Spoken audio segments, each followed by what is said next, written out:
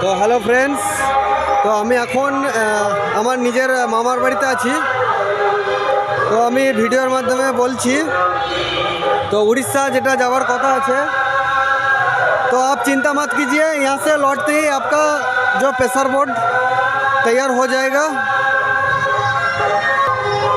अगला जो pressure board आ रहा है वो उड़ीसा जा रहा है, डबल पैनल वाला जाएगा 18 इंच 15 इंच चलाने के लिए।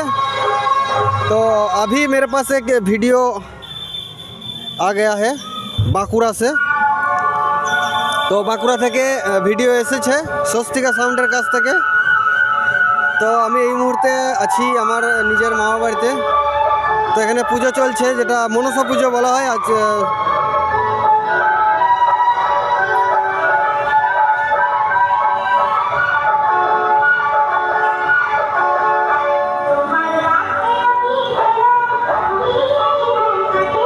তো ভিডিওটা তো শেয়ার করছি, তো দেখে নিন।